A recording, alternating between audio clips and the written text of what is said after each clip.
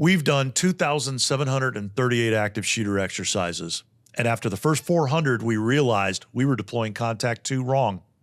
Today, we're going to give you the exact trigger of when to deploy the second contact team and a simple checklist that you can brief your officers on tomorrow. Welcome to the Active Shooter Incident Management Podcast. My name is Bill Godfrey, your podcast host. I am joined today by 2 of my other fellow instructors here at the National Center for Integrated Emergency Response. We have Kevin Nichols from our law enforcement side back in the house. Kevin, good to have you in. Thanks for having us. And we're also joined by Kelly Boaz, one of our longtime instructors, but first time in on the podcast. Kelly, good to have you here. Thanks for having me. Kelly, you're the newcomer, but you've been with us a long time, since the early days. You remember what that was like when we had the first contact team going in, we'd get tactical stood up, and then everybody else would wait in staging until tactical called for them to give them an assignment. But what was the problem? What was it that we saw with contact 2 that was consistent? Yeah, so I mean, we learn as we go forward, correct? So what we saw is contact 1, Team 1 would get there and go right to work, but contact 2, and we were sort of teaching that at that time, would wait in the staging area before they were called. Well, that simply doesn't work. So contact or the tactical supervisor or the 5th man is a deer in the headlights. He's got so much going on.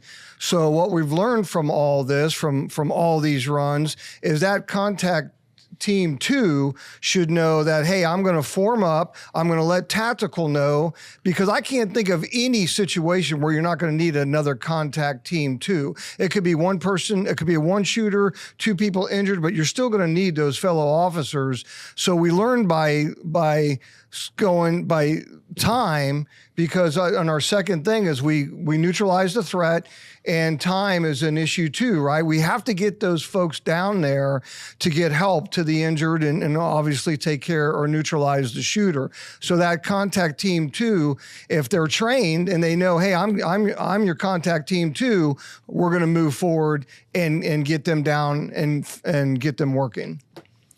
Kevin, how would you put that? What was the challenge that we saw in the early days with contact 2? The tactical group supervisor comes in his position, and there's a lot of information flowing through that post. It's easy for that person to get overwhelmed, and that overwhelm costs time. And time is one of our adversaries. So we wanted to get contact Team 2 into the fight quicker. Yeah. Bottom line, Kelly, you completely agree. That was the issue that we were seeing all the time, is that it wasn't that the contact 2 wasn't ready to go, is that there was a delay for tactical being ready to call them and give them an assignment. Absolutely. Just like Kevin said, there is so much going on in that position, and they're waiting. They're knowing cops like I do. They're chomping at the bit to get to work, but they were waiting, and now we've learned from that, and they're going right to work and taking care of the problem at hand. So what's the way that we're teaching it today? What's the new trigger for getting contact 2 downrange? So like Kelly pointed out, we know that we're going to need more than 4 cops on this scene. We know that 1 contact team is not going to be enough to handle the entire scene. We know that most cases that first contact team deals with the active threat. So we're going to have that second contact team, once they get to staging, you get the next 2 to 3 to 4 officers there, they're going to self-form into a contact team. They're going to check in with tactical and move downrange immediately to start assisting contact 1 with tactical combat casualty care, tactical emergency casualty care, with setting up CCPs and AEPs and moving forward on our check marks, on our benchmarks.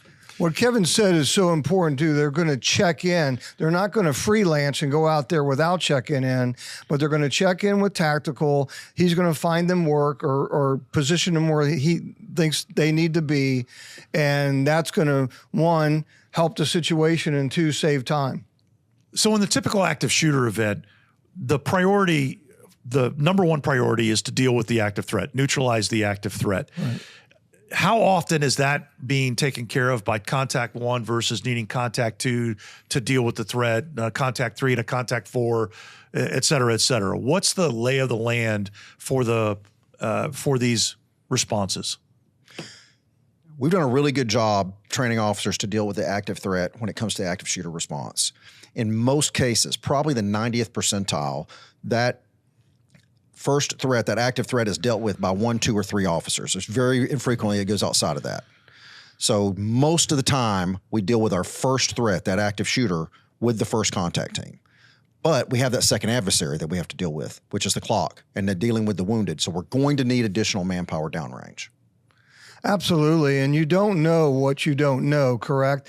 I mean, once that first assailant is neutralized or is down, you still haven't determined that you have either a second threat or, IED or something along those lines. So that second contact team becomes incredibly important, not only to look for that, but to start getting to the injured and start setting up casualty collection points, ambulance exchange points. They could help with that, RTFs, things like that. So, yes, but for the contact team one, I agree with Kevin that 90% plus of the time, if trained properly, like we've been doing for years, they're going to neutralize that threat. And that's great for the cases where the threat is actually still present. How does that play out when the team arrives and the threat is not present, not active, status is unknown? How does that play out? We know from the statistics, again, most cases, more than half the time, the bad guy's gone by the time, or the situation is over by the time the first law enforcement officer sets foot on the scene. So we know that. However, there's still a lot of work to do. Kelly talked about it. There's still other things to do. We have to, number one, we have to start providing treatment. We have to get CCP set up. We have to get AEP set up. And there is the third priority, which is to clear the scene. So we're going to need that additional manpower. Absolutely. I mean, I cannot think of any time where you wouldn't want additional manpower. And in that situation that you talked about, if I don't know where that perpetrator is yet, I'm going to want cover teams anyway. Well, I'm getting my RTFs in there to make sure that, we don't get a surprise that we don't want, and that we're getting the necessary work done and trying to beat the clock, which is incredibly important. Let me ask this question, because there are those that advocate just having everybody flood into the scene. And so to Kelly's point, if we know that you're going to need more manpower, why not just have every arriving law enforcement officer flood into the scene? I think the problem comes down to focus and purpose. Having 100, 200 officers show up on scene and work at their own ends without coordination, without working together towards a common goal, you're just really rolling the dice on whether they hit the objectives they need to hit. If you get them together at a rally point and give them a task and a purpose and have them start working together in a coordinated fashion, you actually save time. It becomes much more efficient and a much more effective way to deal with that second adversary. You're 100% right. I mean, it saves time. If officers are flooding the scene and they have no direction or specific task, then they're just clouding the scene and we're wasting time. On top of that, if I'm trying to get an RTF in there, but I have all these officers and no one at the staging area to protect them, if they're going to go into, the warm zone to start taking care of the injured, well, how am I going to do that? Because all my officers are freelancing, and we've had cases, unfortunately, but we've learned from them in this country where it has cost time, and I'll say it's cost lives, because we're not focused, like Kevin said, on the task at hand, which we have learned through blood, if you will, because there's better ways to do it. So let me ask you this. How much does it matter from a law enforcement perspective in those first few minutes? You've got your first contact team of 2, 3, 4 officers, whatever has arrived on scene and has gotten downrange. They're on edge, guns up, trying to figure out what's going on, deal with either an unknown threat or an active threat. And then you've got another group of officers that are going to go into that fight on edge, guns up. Is that a big deal? versus you get where I'm going. I know exactly where you're going. I mean, you could have a blue on blue situation. You have no control, no span of control of what's going on there. And you could have a worse situation than you're already dealing with that. And we've seen that happen. So being disciplined in your response not only saves times, but it's more efficient in your job and in your task at hand than just going in and freelancing. What you said is true. Yes, you're definitely, your adrenaline's going to be flowing. You're going to be, this is something you're going to remember, the rest of your life when you go through something like this. But discipline is the way to go about this, other than just freelancing, because that's where you're gonna cost lives by doing that. In individual tactics, we talk about that link up. We talk about making sure if I'm that second officer coming into the scene, I want to make sure the first officer knows I'm there before I come in. Doing that positive link up with the people downrange. And really, we're doing the same thing, but on a team level. If your contact team 1 is downrange, having contact team 2 form and then contact either tactical and or contact team 1 to let them know, hey, we're coming in. Expect to see another armed person walking into your scene. It helps alleviate that threat of fratricide or that blue on blue situation. So let's kind of highlight where we are. We realized that because tactical, fifth man, needs a couple of minutes to kind of get themselves, their brain wrapped around what is happening, their situational awareness up, that there was a delay in them calling for contact 2. So instead, we're saying those next 2, 3, 4 officers that are arriving, they team up, they become contact 2, they self-form, they push forward, and then they reach out to tactical to say, we're coming in, where do you need us? Absolutely. I mean, that is the proper way of doing that.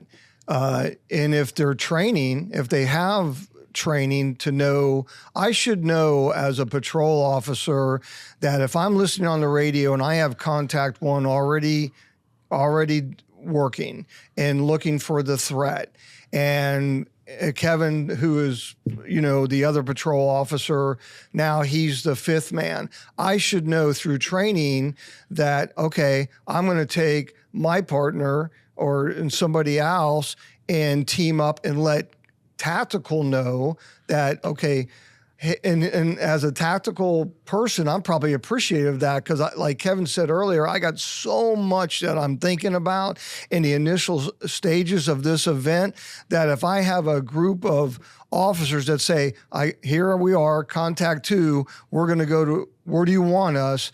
That's going to trigger me to go, okay, yeah, I need you here, and it's going to help the situation immensely. It's really kind of the magic of the ASIM checklist, the ASIM active shooter checklist. It's really a redundancy built into it. If you have that tactical group supervisor that gets there and is squared away and it just has everything on lock and he's not being overwhelmed, the checklist says send contact team 2. So he could turn and immediately launch contact team 2. Yeah. But for that situation where Murphy shows up, or where that tactical group supervisor is overwhelmed, he's got a lot of stuff going on, he's overwhelmed, bandwidth is out. The second contact team can say, hey, we're here, send us. And it checks his box. Oh, wait a minute, I need to send that guy downrange. And it lets him do it and accomplish the task in a timely fashion. Great point. Okay, so we talked about contact 2 moving forward and communicating with tactical to find out what their assignment needs to be, where they need to go. You mentioned Murphy. What happens if you're contact 2, the two of you are contact 2, you're moving up with speed and purpose, and tactical's not answering you on the radio? What do you do then, Kelly? Well, we're going to try to communicate with contact 1 and see where they're at and what work they're doing in whatever section that they're in that facility. And they're going to let us know where they want us to go, where work needs to be done, because what we're trying to do is neutralize the threat, and then time becomes an issue with injured. So I don't want to duplicate work that contact one has already done. I want to continue to do good work wherever they need us, and go from there. And focused work, right? Focused we want to work work, together yeah. toward a common purpose. Yeah. So, Kevin, what do you guys do? You and Kelly are contact two. You're moving forward.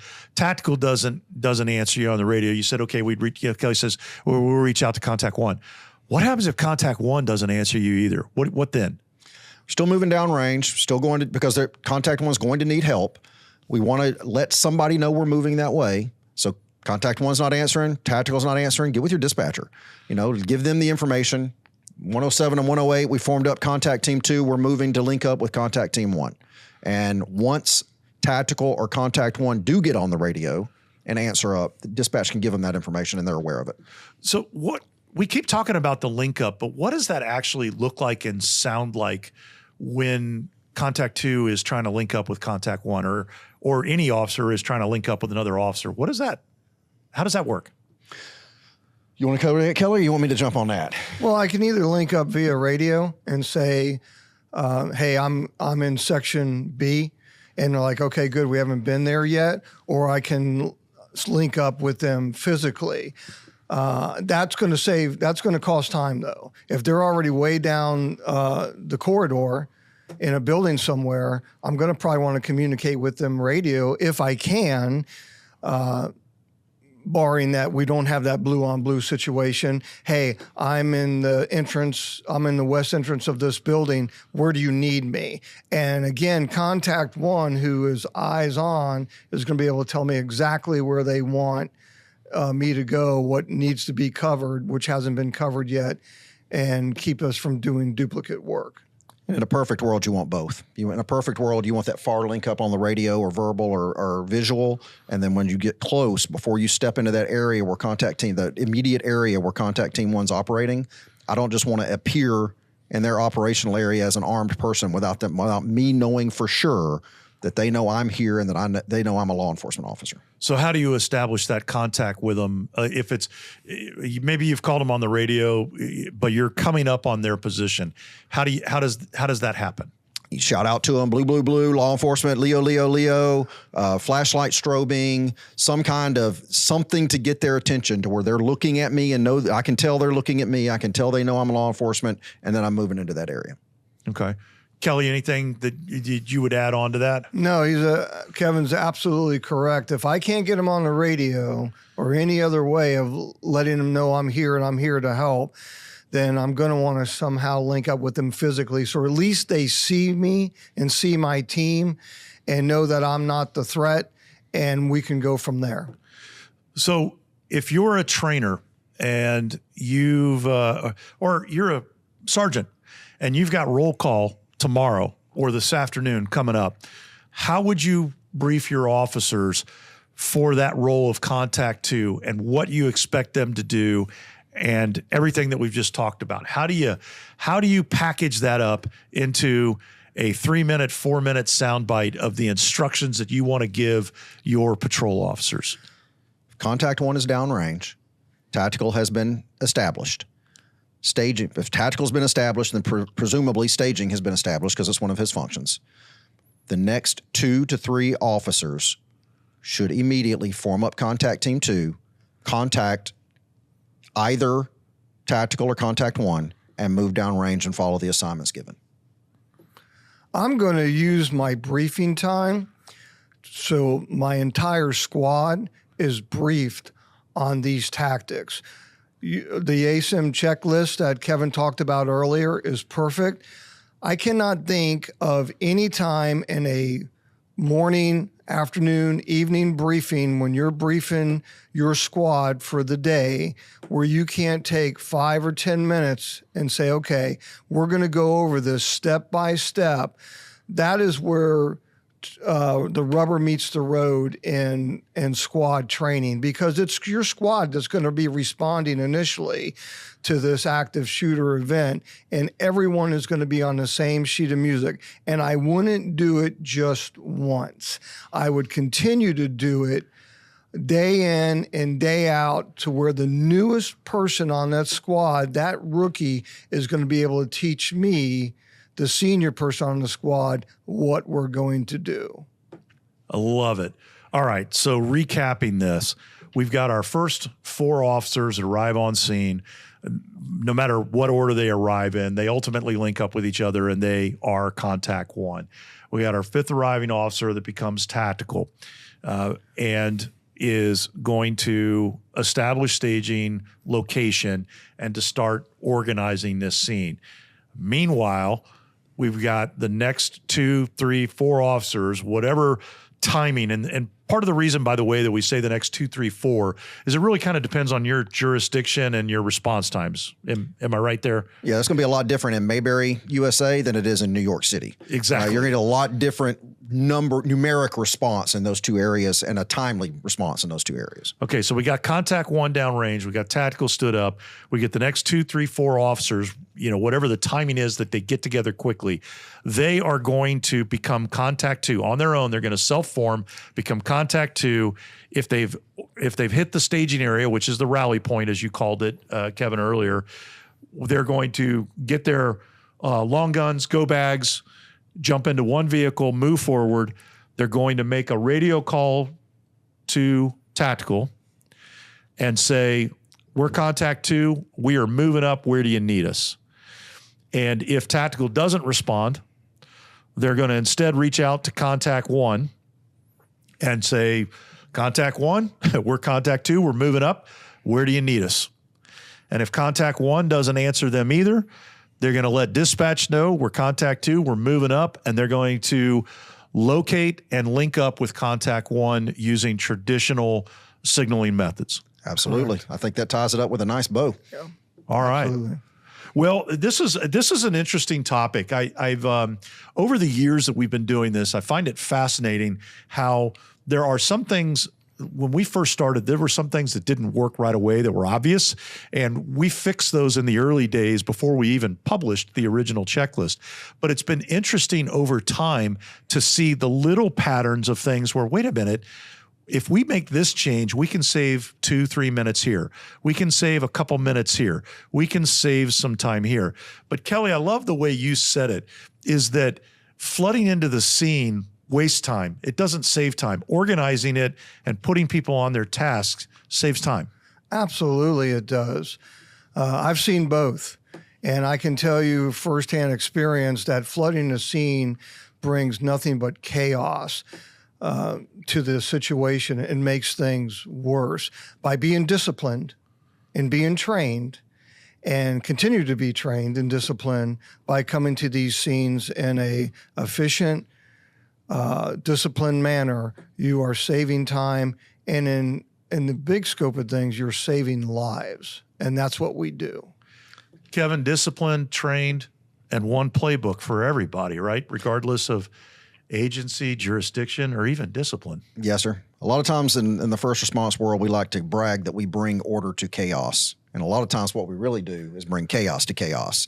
And the way we fix that is through that focused, coordinated response. And you get that focused, coordinated response, like we said, by having that rally point, by having that staging area, having a task and a purpose before we move downrange.